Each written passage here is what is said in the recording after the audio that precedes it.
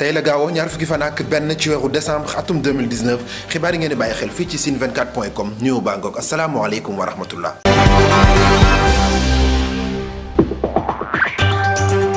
kuréel gii di ñoo lànk ñoo bañ démb la ñu doon amal ab doxu ñaxtu ca place de l'indépendance dox boobee nag dafa mujjee la ji ndax takk der yi bawuñ leen ci dañ leen a gàllankoor daal di leen jël bu njëkk tax nag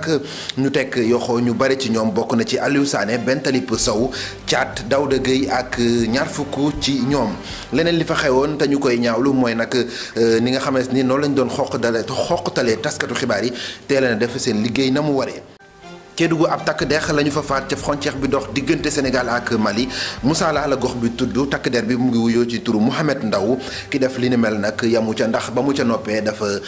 gaañ benn soxna bu newoon ci benn pharmacie gannaaw loole nag mu daal di xaru faat bakkanam li tax mu def jëf joojee xamaguñ ko ki def li ni mel ba léegi it xamaguñ ko des na leen ko toppal. Luc Nicolaï mi ñu denc ca prison bu Saint-Louis Ndar Géej door na ab gréewu xiifal bañ a lekk bañ a naan ndax promoteur bi la mu bëgg nag mooy ñu jëlee ko foofee indi ko fii ci diwaanu Mbour ndax mu mën a jege njabootam bu ñu sukkandikoo ci kàddu yi maître Bamba Cissé di avocat moom nag nee na la client am wax ànd na ci bu baax ndax ay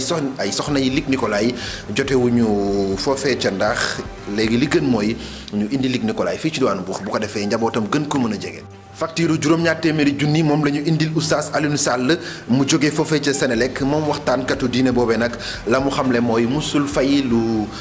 weesu li nga xamante ne bii mooy ñeent fukki junni wala juróom fukki junni mu jëm ci daaraam joojee nga xamees ni moom la yox